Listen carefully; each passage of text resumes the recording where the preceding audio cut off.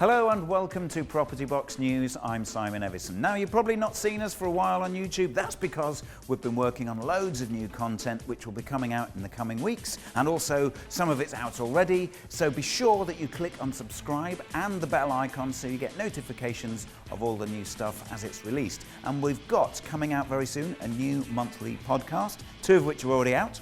And we've also got our Top Tips program, and there's a brand new show featuring our legacy students and a camper van. And that's all I can say on that one for now. So, coming up in this edition of Property Box News, a look at the Wales tenant fee ban and right to buy. But first, you've probably heard by now that the 2 biggest landlord associations are merging. The NLA and the RLA recently announced they would be joining forces to make the biggest representative body that will be called the National Residential Landlords Association. The 2 chairs, Landlord of the RLA and Adrian Jeekins of the NLA, have said in a joint statement, after more than 20 years of friendly competition, the time is right to create a single organisation to represent and campaign for landlords. With so much of our work done in parallel, there are major benefits to be gained for our landlord members.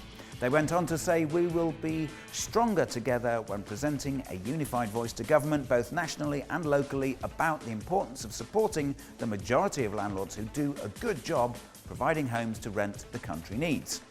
The agreement to form the new organisation will be put to the members of both associations on September 17th, and if approved, the RLA will be launched in the new year. Now, following the recent ban in England, Wales has now enforced its own tenant fee ban from the 1st of September 2019. Landlords with properties in Wales entering into new tenancies will only be able to charge for the following: rent, security deposit, a holding deposit that's equivalent to 1 week's rent, payments in default, payments in respect of the following: council tax, utilities, a television licence, and payments in respect of communication services. Default fees are those fees that landlords charge if a tenant defaults in some way on their contract. Now, examples of these types of default payments could be, but they're not limited to, missed appointments. Now, this could be a scenario where the landlord's arranged with a tenant for a contractor to carry out work on the property. The tenant subsequently refuses entry, or in fact, they're just not at home to allow entry, and this results in charges to the landlord. Another kind of default fee could be replacement keys. Obviously, when the tenant loses their keys, they need the landlord to cut some new ones and get them delivered. So that's another example of default fees. The fees ban in Wales will come in 2 parts, with some parts to be finalised in the coming weeks, including what exactly the default fees will include, and also the deposit cap for security deposit. As yet, there's no limit. The subject will be debated in the Senate and will come into legislation in due course. Now, you might have missed this next piece of news because it's been overshadowed by all things Boris and Brexit. But Labour announced that should they win the next general election, then they would introduce a right to buy scheme allowing tenants to buy under market value the property they currently rent, and therefore forcing landlords to sell the property. In an article in the Financial Times, Shadow Chancellor John McDonnell proposed a new right to buy scheme for private sector tenants to tackle what he describes as the burgeoning buy-to-let market and the problem of landlords who do not maintain their properties.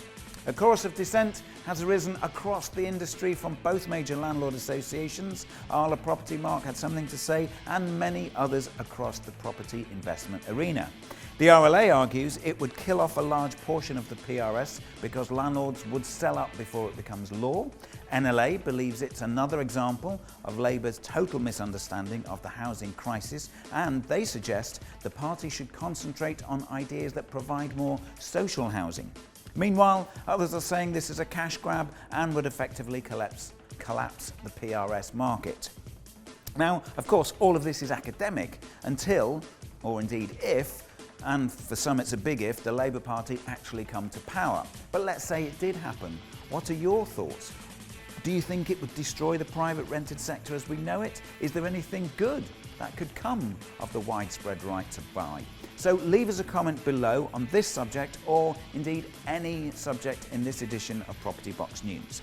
And finally, as I said, we've got a new Property Box News podcast, and coming up later this year will be the star of Homes Under the Hammer, the one and only Martin Roberts, which I'm looking forward to immensely. So for updates and alerts of all our new content as it comes out, click subscribe and the bell icon so you get notifications. That's all from me. See you next time. Goodbye.